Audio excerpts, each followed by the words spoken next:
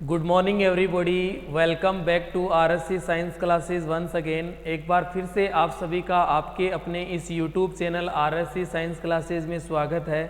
जी हाँ दोस्तों, जैसा कि आप बोर्ड स्क्रीन पर पढ़ पा रहे हैं प्रोटीन, इट मीन्स आप लोगों के यहाँ जो पोषक तत्व होते हैं, न्यूट्रिशन होते हैं like vitamins, carbohydrate, protein, minerals, खनिज लवण, इन तमाम चीज़ों से आप लोगों के वन डे कॉम्पिटिटिव एग्जाम में क्वेश्चन देखने को मिलता है। चाहे वहाँ कार्बोहाइड्रेट से पूछो, चाहे प्रोटीन से पूछो, चाहे वहाँ पर वसा से पूछो, चाहे विटामिन से पूछो, इनसे एक आध क्वेश्चन बनता रहता है। तो आज हम इस सेशन में प्रोटीन से जो क्वेश्चन बनते हैं उन पर आप लोगों के साथ डिस्कस करने जा रहे हैं, जो almost all are competitive exam के पॉइंट ऑफ व्यू से सभी के लिए इम्पोर्टेंट और आईएमपी सेशन रहने वाला है।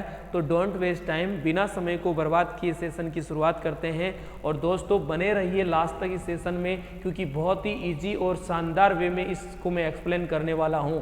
तो देखो, प्रोटीन की हम सबसे पहले बात करें कि भाई प्रोटीन जो होता है वो किन से मिलकर बना होता है। प्रोटीन जो होता है वो किन किन तत्वों से मिलकर बना होता है। पहला क्वेश्चन तो आप लोगों के लिए यही क्रिएट हो जाता है कि बताइए सर, प्रोटीन का निर्माण किन तत्वों से होता है। तो आप लोगों ने पढ़ा होगा प्रोटीन का निर्माण कार्बन, हाइड्रोजन, ऑक्सीजन और नाइट्रोजन से होता है। इसका निर्माण किससे होता है बच्चा? निर्माण की बात आए तुम लोगों के सामने तो आप लोग बोल देंगे एक कार्बन प्लस एक होता है हाइड्रोजन प्लस एक होता है ऑक्सीजन प्लस एक होता है नाइट्रोजन। अब देखो, कार्बन, हाइड्रोजन, ऑक्सीजन और नाइट्रोजन मिलकर क्या बना देगा? प्रोटीन बना देगा। लेकिन ध्यान रहे, जहाँ carbon plus hydrogen plus oxygen ये तीन ही है, वहाँ क्या हो जाएगा? कार्बोहाइड्रेट हो जाएगा। वहाँ क्या हो जाएगा बच्चा? कार्बोहाइड्रेट हो जाएगा। तो आप लोगों को ध्यान रखना कि इनमें कार्बन का क्या प्रतिशत होता है, ये क्वेश्चन भी आप लोगों से पूछ सकता है। तो कार्बन की यहाँ प्रतिशतता होती है वो 60% कार्बन पाया जाता है। ऑक्सीजन की आप लोगों से बात की जाए तो 20% ऑक्सीजन होता है। और नाइट्रोजन की बात आप लोगों से की जाए तो 13% नाइट्रोजन होता है। और आप लोगों से यदि हाइड्रोजन की बात करें तो 7% हाइड्रोजन होता है। 13, 7, 20, 20, 40 और 60 कितना हो गया? 100। हमेशा परसेंटेज कितने पर निकलती है? 100 पर निकलती है। तो तुम सब लोगों को ये भी ध्यान रखना चाहिए कि कार्बन, हाइड्रोजन और ऑक्सीजन से और नाइट्रोजन से मिलकर क्या बनता है? प्रोटीन बनता है। इसमें मैंने आप लोगों को एक तो क्या बताया? कार्बन बताया। दूसरा क्या बताया? ऑक्सीजन बताया। क्या बताया बच्चा? ऑक्सीजन। और तीसरा मैंने आप लोगों को क्या बताया? नाइट्रोजन। क्या बताया बच्चा? नाइट्रोजन। और चौथा कौन सा बोला आप लोगों को? हाइड्रोजन। चौथा कौन बोला? हाइड्रोजन। तो इन तीनों का इन चारों का परसेंटेज बताओ। 7% हो गया, 13% हो गया और ऑक्सीजन 20% हो गया और कार्बन जो हो गया वो आप लोगों को ध्यान रखना 60% हो गया। एक चीज़ हमेशा ये भी ध्यान रखना, हमारे शरीर में जिस कार्बनिक पदार्थ की सर्वाधिक मात्रा होती है वो प्रोटीन ही होता है। हमारे शरीर में सर्वाधिक कार्बनिक पदार्थ जो पाया जाता है, पाया जाने वाला कार्बनिक पदार्थ कौन सा होता है बच्चा? प्रोटीन ही होता है। ये विशेष रूप से आप लोगों को ध्यान रखना। जबकि प्रकृति में सर्वाधिक कार्बनिक पदार्थ कौन सा पाया जाता है? सेल्यूलोज पाया जाता है। प्रकृति में कार्बनिक पदार्थ कौन सा पाया जाता है? सेल्यूलोज पाया जाता है। कौन सा? सेल्यूलोज, जिसके बारे में हम डिस्कस करेंगे कार्बोहाइड्रेट जब हम पढ़ा रहे होंगे। तो इतनी सारी चीज़ आप लोगों को क्लियर हो गई कि हमारे शरीर में सर्वाधिक मात्रा में जो कार्बनिक पदार्थ पाया जाता है वो प्रोटीन है और प्रकृति में जो सर्वाधिक मात्रा में कार्बनिक पदार्थ पाया जाता है वो सेल्यूलोज है। क्लियर हो गया? प्रोटीन का निर्माण किन किन से हुआ? Carbon plus hydrogen plus oxygen plus nitrogen. Clear हो गया बेटा? अब देखो आगे बढ़ो, आप लोगों से क्वेश्चन ये भी बनेगा कि बताइए हमें जो प्रोटीन होती है वो ऊर्जा देती है कि नहीं देती है? प्रोटीन से हमें ऊर्जा मिलती है कि नहीं मिलती है? देखो, पोषक तत्वों को हम ऊर्जा के आधार पर दो भागों में बांट सकते हैं। पहले की हम बात करें तो एक होता है ऊर्जा देने वाला पोषक तत्व है और एक होता है ऊर्जा नहीं देने वाले। ऐसे पोषक तत्व होते हैं जिनसे हमें ऊर्जा मिलती है, लेकर एक ऐसे भी होते हैं जिनसे ऊर्जा नहीं मिलती है। तो प्रोटीन जो होता है वो पोषक तत्व ऐसा है जो हमें ऊर्जा देता है। वो कितनी ऊर्जा देता है? प्रति ग्राम प्रोटीन लेने से कितनी ऊर्जा मिलेगी? पहली बार तो ऊर्जा यस और नो, तो आप लोगों का जवाब आ जाएगा यस, यानी कि इनसे हमें ऊर्जा मिलती है। 1 ग्राम प्रोटीन खाने से, क्या बोला बच्चा? 1 1 ग्राम प्रोटीन खाने से 1 ग्राम प्रोटीन खाने से कितनी ऊर्जा मिलेगी? 4.1 या फिर आप बोल सकते हो 4.0 कैलोरी मिल जाएगी। ऊर्जा का मात्रक क्या होता है?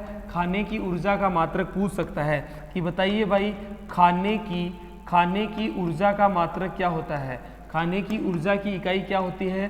तो आप लोगों का जवाब हो जाएगा कैलोरी होती है। तो अभी तक इतनी बात आप लोगों को क्लियर हो गई कि 1 ग्राम प्रोटीन खाने से 4.0 या 4.1 कैलोरी ऊर्जा मिलती है।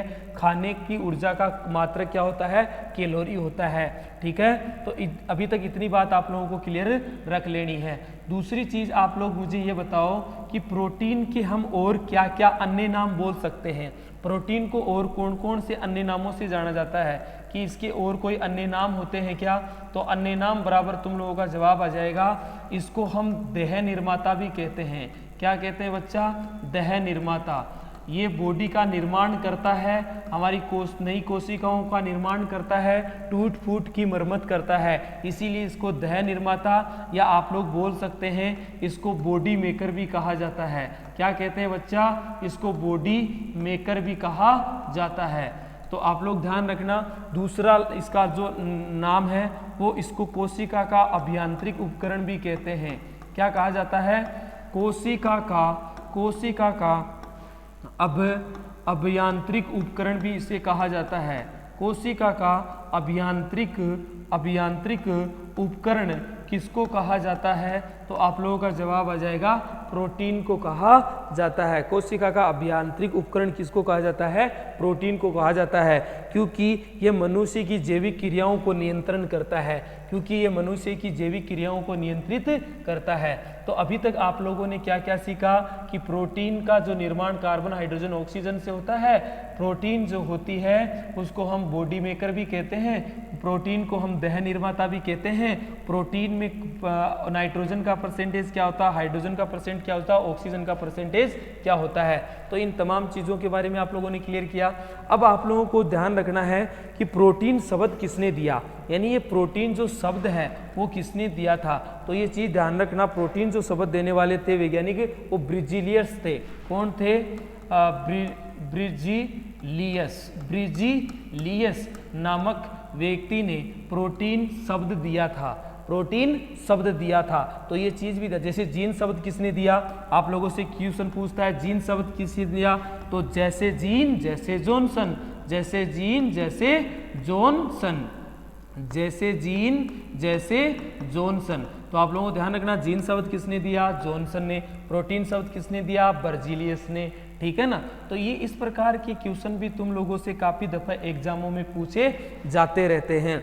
दूसरी चीज़ ध्यान रखना बच्चा कि प्रोटीन होता है, इसका कार्य क्या होता है।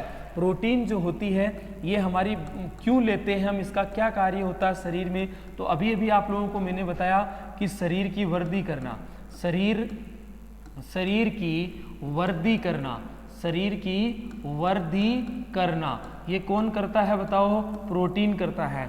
दूसरी चीज़ ये ध्यान रखना, नई कोशिकाओं का निर्माण, नई कोशिकाओं का निर्माण, नई कोशिकाओं का निर्माण किसके द्वारा होता है? तो आप लोगों का जवाब आ जाएगा प्रोटीन के द्वारा होता है। टूट फूट की मरम्मत, क्या बोला बच्चा? टूट फूट की मरम्मत। टूट फूट की मरम्मत कौन करता है? तो प्रोटीन करता है।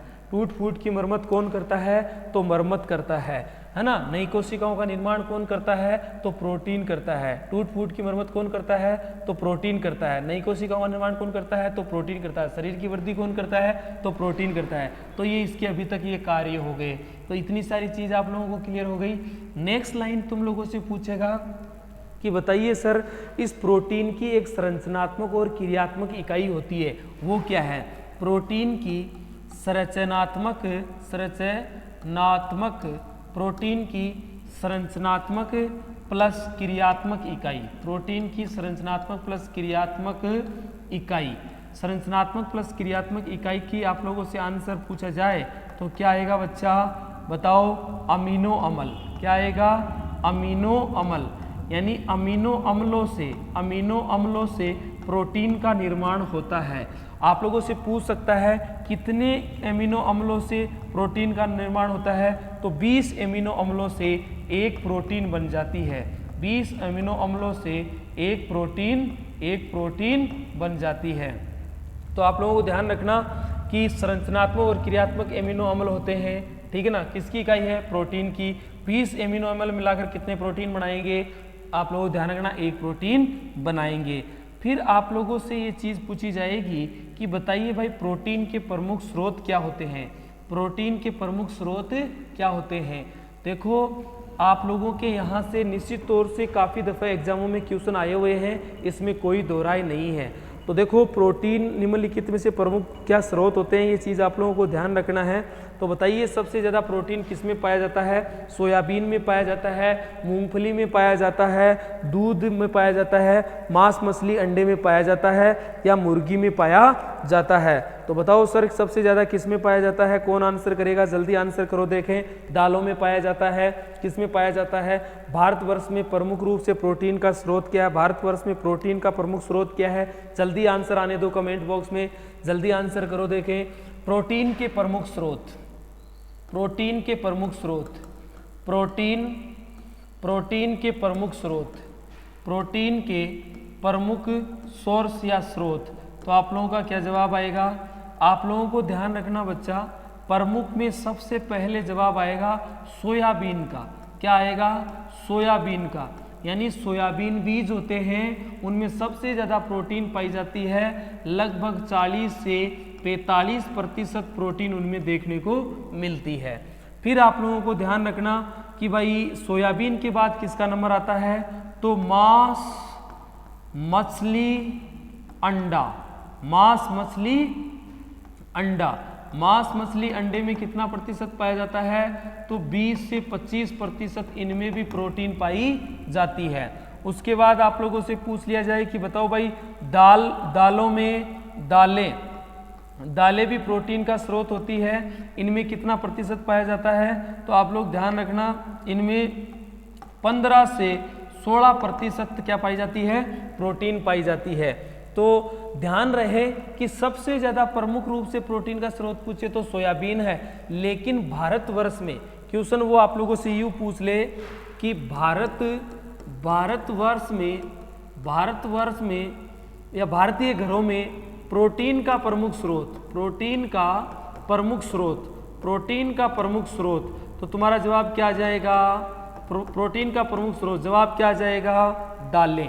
क्योंकि हमारे घरों में रोज़ तो नहीं कहें, लेकिन सप्ते में 2 बार मिनिमम दाल बनी जाती है।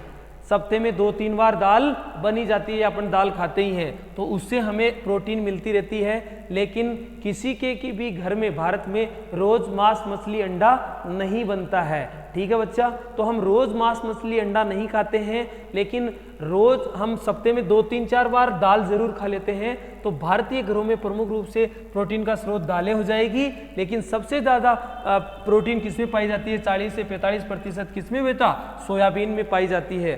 तो अभी तक आप लोगों को ये सारी चीज़ क्लियर रखना है कि प्रोटीन के प्रमुख स्रोत क्या होते हैं, कौन सी प्रमुख स्रोत है, और सोयाबीन में कितना प्रतिशत पाया जाता है, दालों में कितना प्रतिशत पाया जाता है। अभी तक ये सारी चीज़ें आप लोगों से पूछी जा सकती है।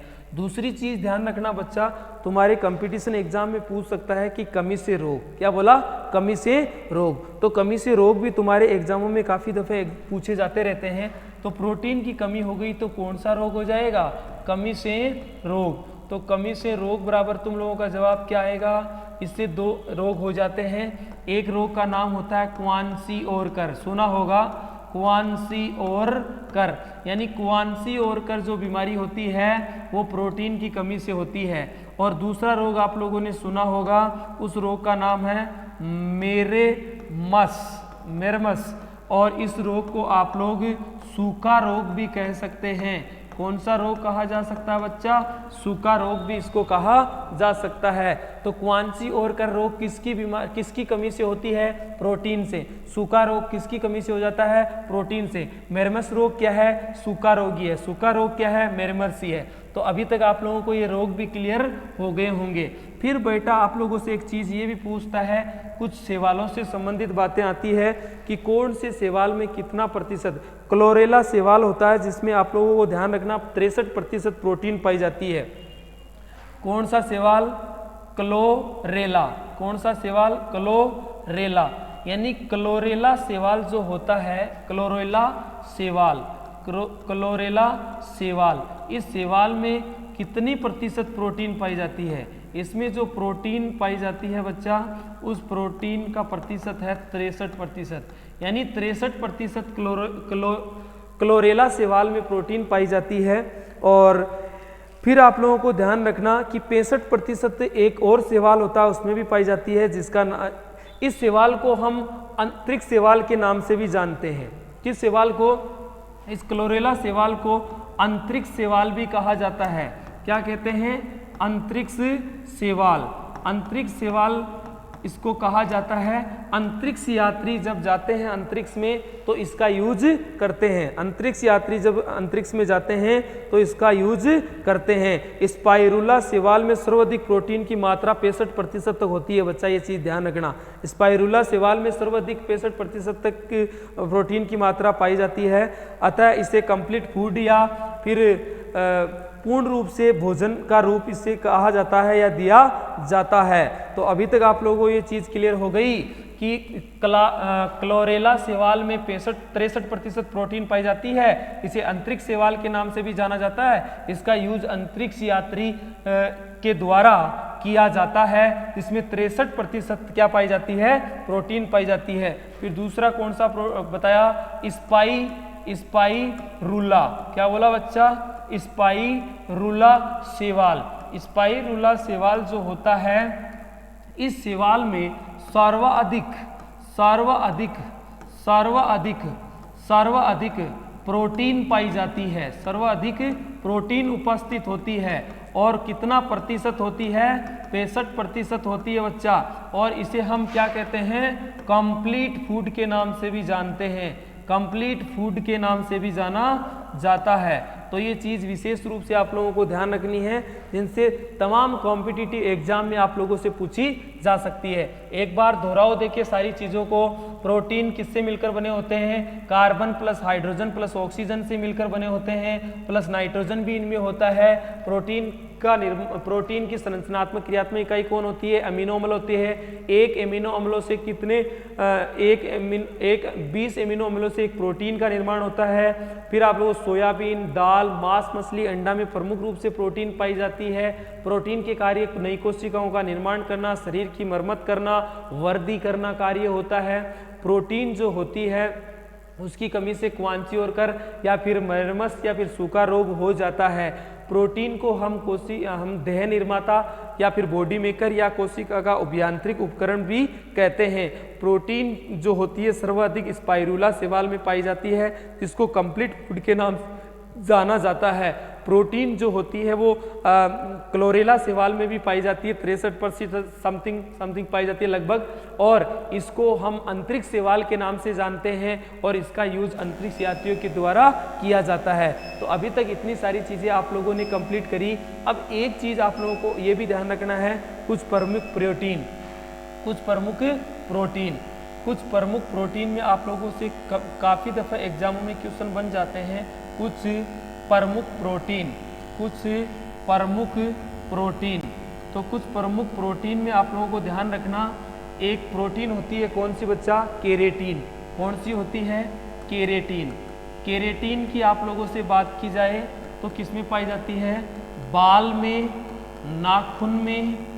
नाखून में प्लस पक्षियों की चोंच में, और खुर, जो पशु के खुर होते हैं उनमें भी कौन सी प्रोटीन होती है? केरेटिन प्रोटीन होती है। फिर होती है केरोटीन। एक क्या होती है बच्चा? केरोटीन। और केरोटीन किस में पाई जाती है? केरोटीन के कारण दूध में पाई जाती है। दूध का हल्का पीला रंग होता है। क्या बोला? हल्का पीला रंग। दूध का हल्का पीला रंग किस प्रोटीन के कारण होता है? केरोटीन के कारण होता है। एक दूध में केसिन प्रोटीन भी पाई जाती है। कौन सी प्रोटीन? केसिन। और केसिन प्रोटीन जो होती है उसके कारण दूध का सफ़ेद रंग होता है। कैसा रंग होता है बच्चा? सफ़ेद रंग होता है। तो 3 प्रोटीन हो गई, केरेटिन, केरोटिन और केसिन। नेक्स्ट प्रोटीन की आप लोगों से बात की जाए तो उस प्रोटीन का नाम है डेंटिन। कौन सी प्रोटीन बच्चा? Dentin protein. तो डेंटिन प्रोटीन किस में पाई जाती है? डेंटिन, सॉरी ऐसे नहीं, डेंटिन प्रोटीन, डेंटिन प्रोटीन। और डेंटिन प्रोटीन की बात की जाए तो दांत में, किसमें? दांतों में। और यदि आप लोगों से ओसिन प्रोटीन की बात की जाए, ओसिन की, तो ओसिन प्रोटीन किसमें पाई जाती है? हड्डियों में। किसमें पाई जाती है? हड्डियों में। और वो आप लोगों से बात की जाए मायोसिन से, कौन सी प्रोटीन? मायोसिन। और मायोसिन प्रोटीन किसमें पाई जाती है? मांसपेशियों में। किसमें पाई जाती है? मांसपेशियों में। एल्ब्यूमिन प्रोटीन की बात करें, कौन सी? एल्ब्यूमिन। कौन सा मीन? एल्ब्यूमिन। कौन सा मीन बच्चा? एल्ब्यूमिन। एल्ब्यूमिन प्रोटीन किसमें पाई जाती है? तो आप लोगों का जवाब आ जाएगा अंडे में। किसमें पाई जाती है? अंडे में। गोसिपिन किसमें पाई जाती है? गोसिपिन कपास में। गोसिपिन किसमें? गोसिपिन किसमें पाई जाती है? तो आप लोगों का जवाब आ जाएगा कपास। कपास में कौन सी प्रोटीन पाई जाती है? गोसिपिन प्रोटीन पाई जाती है। ग्लाइडिन प्रोटीन किसमें पाई जाती है? गेहूं में। ग्लाइडिन प्रोटीन कौन सी? गेहूं में कौन सी प्रोटीन पाई जाती है? ग्लाइडिन। ग्लाइडिन प्रोटीन गेहूं में पाई जाती है। और कौन सी? जीन मक्का में पाई जाती है। जीन प्रोटीन किसमें पाई जाती है बच्चा? मक्का में पाई जाती है। मक्के में जीन प्रोटीन पाई जाती है। एक्टिन प्रोटीन या मायोसिन प्रोटीन किसमें पाई जाती है? मांसपेशियों में पाई जाती है। तो दोस्तों ये कुछ प्रोटीन से संबंधित लाइनें थी जिनसे आप लोगों के almost all are competitive exam में क्वेश्चन बनते रहते हैं, आज तक बने हुए हैं। और निश्चित तौर से इन फ्यूचर जो आप लोगों का एग्जाम होगा उनमें भी पूरी गुंजाइश बनी रहेगी। आज के लिए बस इतना ही दोस्तों। आप लोग ज़्यादा से ज़्यादा इसको शेयर करें अपने दोस्तों में और ध्यान से एक बार इस सेशन को और देख लेना। जय हिंद, जय भारत।